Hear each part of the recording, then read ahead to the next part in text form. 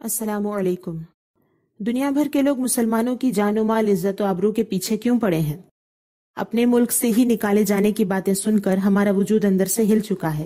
کہنے کو تو CA، NRC وغیرہ سے بچنے کی کوششیں کی جا رہی ہیں، لیکن حقیقت میں سب کو یقین ہے کہ مسلمانوں کی ہلاکت نزدیک ہے۔ ایسا کیوں ہو رہا ہے ہمارے ساتھ؟ رسول اللہ صلی اللہ علیہ وسلم نے فرمایا، وہ وقت قریب ہے کہ جب دوسری قومیں تم پر ایسے ہی ٹوٹ پڑیں گے جیسے کھانے والے پیالوں پر ٹوٹ پڑتے ہیں۔ تو ایک کہنے والے نے کہا، کیا ہم اس وقت تعداد میں کم ہوں گے؟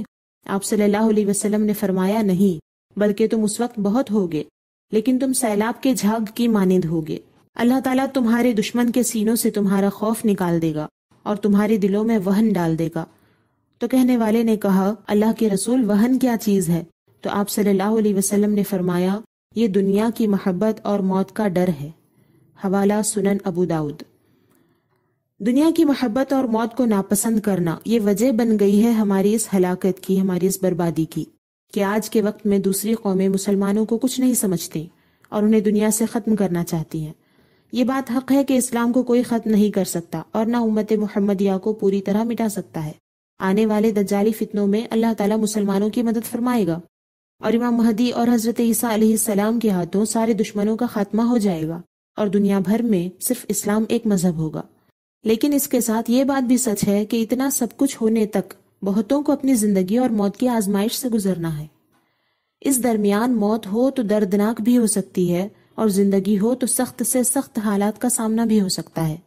بھوک، پیاس، بچوں کی ہلاکتیں، مالوں کی بربادی، مفلسی، ڈر، خوف، ان سب چیزوں سے زندگی کی آزمائش ہونا مومن کی زندگی کا ہی حصہ ہے، اور ہم دیکھ رہے ہیں کہ ہمارے لیے ان آزمائشوں کی تیاری ہو چکی ہے۔ زندگی اور موت کی آزمائش میں کامیاب ہونے کے لیے جینے اور مرنے دونوں کا ڈھنگ آنا چاہیے۔ کیا ہم نے جینے اور مرنے کے ڈھنگ سیکھے ہیں؟ نہیں، ہم نے صرف دنیا کی محبت اور موت سے گھبرانا سیکھا ہے۔ اگر ہم خود سے سچ کہنے کی ہمت رکھتے ہیں تو ہماری خود کی اپنے بارے میں گواہی کافی ہے کہ ہاں، سچ میں ہم ایسے ہی ہیں۔ اس کے علاوہ اللہ کے رسول صلی اللہ علیہ وسلم نے بھی ہمارے بارے میں گواہی دی ہے۔ اب تو ہمیں اپنے حال پر ترس کھانا چاہیے کہ دنیا بھر کے لوگ بغیر ڈرے مسلمانوں کو تباہ کرنے کے لیے ٹوٹ پڑے ہیں۔ اس کی وجہ یہ ہے کہ مسلمان اپنا احترام کھو چکے ہیں، اپنی پہچان کھو چکے ہیں۔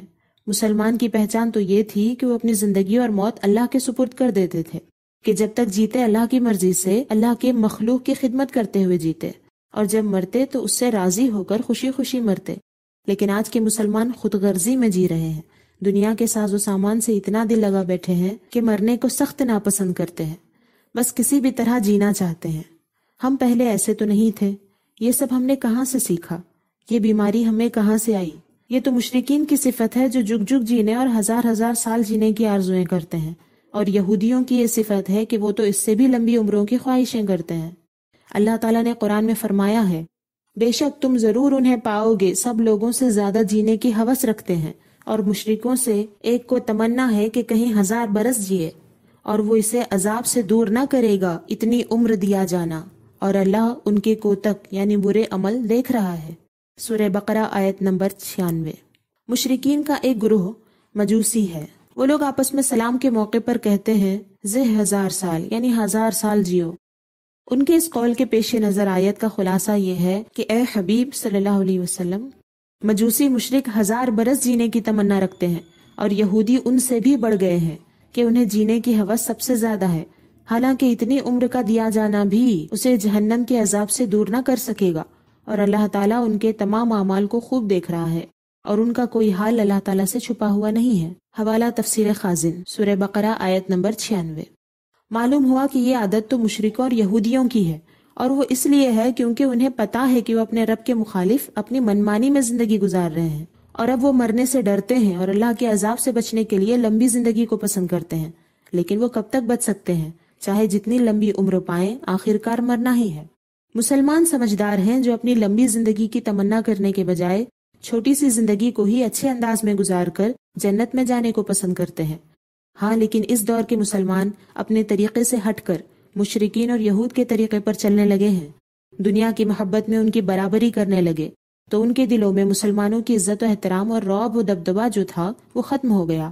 اب انہوں نے ٹھان لیا ہے کہ مسلمانوں کو ختم کر کے ساری دنیا پر صرف اپنا راج چلائیں گے۔ عقل مند کون اور بے وقوف کون عنوان سے اس بات کو میں نے پہلے بھی عرض کیا تھا۔ بات یہ ہے کہ اللہ نے مسلمانوں کو دنیا پر حکومت کا حکم دیا تاکہ دنیا میں امن و سلامتی رہے، انسان سیدھے نیک راستے پر چلے اور ایمان و نیک اعمال کے ساتھ امن و سکون کے ساتھ آخرت میں منتقل ہو اور جنت اس کا ٹھکانہ بنے۔ اور شیطان اپنے چیلوں کو دنیا کی حکومت پر اکساتا ہے تاکہ وہ ظلم پھیلائیں، امن و سکون برباد کریں، انسان سیدھے راستے سے ہٹ جائے اور بدعقیدگی اور بدعمالیوں کے ساتھ آخرت میں منتقل ہو تاکہ جہنم اس کا ٹھکانہ بنے۔ لیکن جب سے مسلمانوں نے اللہ کے حکم کو بھلا کر شیطانی راستہ اختیار کر کے برائی کا ساتھ دینا شروع کیا تو یہ فرق مٹ گیا۔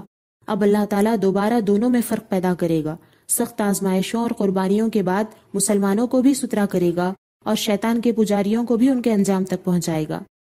اس کے بارے میں قرآن و حدیث میں واضح ارشادات موجود ہیں، اس لیے وقت رہتے یہ سمجھنے کی ضرورت ہے کہ آج کے ان حالات میں ہمارا بھی جو کردار ہے اس کے حساب سے زندگی اور موت کے فتنے یعنی آزمائش سے گزرنا ہی ہے۔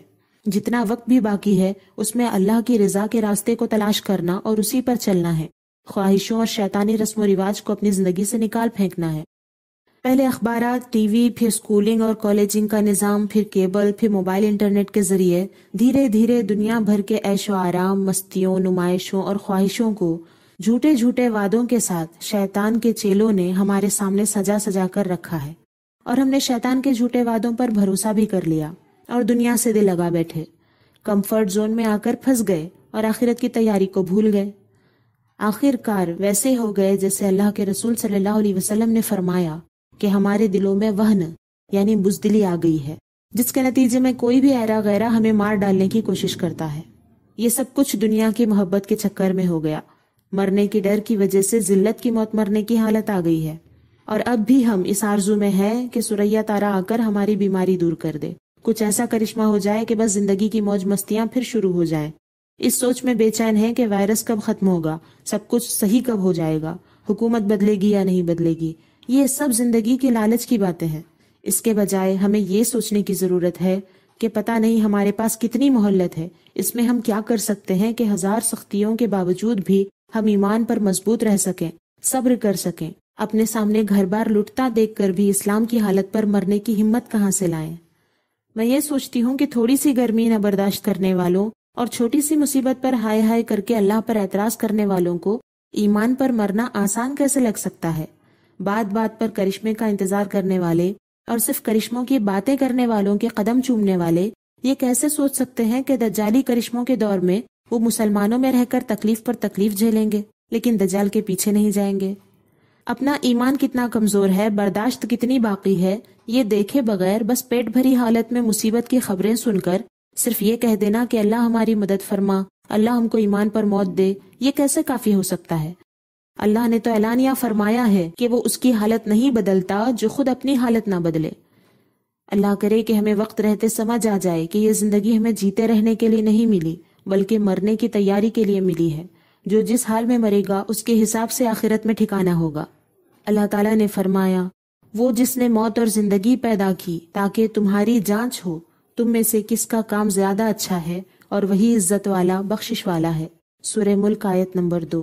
اس آیت میں اللہ نے واضح فرمایا ہے کہ موت اور زندگی دونوں ہماری آزمائش کے لیے بنائی گئی ہے۔ ہمیں یہ بھی سمجھنے کی ضرورت ہے کہ ہم مرنے سے ڈر کر موت سے بھاگ نہیں سکتے اور موت کی تمنا کر کے موت سے پہلے مر بھی نہیں سکتے۔ فی الوقت ہمیں اس زندگی کی آزمائش کے فلسفے کو سمجھنا ہے کہ جتنی بھی زندگی بچی ہے ڈھنگ سے جئیں، اور جب موت آئے تو ڈھنگ سے عزت سے مریں۔ اسلام ہی وہ واحد طریقہ ہے جس پر چل کر ہم ان دونوں آزمائشوں میں کامیاب ہو سکتے ہیں۔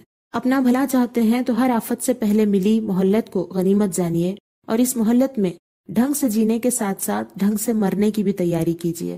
اپنے اور اپنے بچوں کے لیے اگر یہ کر پائیں تو اسی میں ہماری جیت اور شیطانیت کی ہار ہوگی۔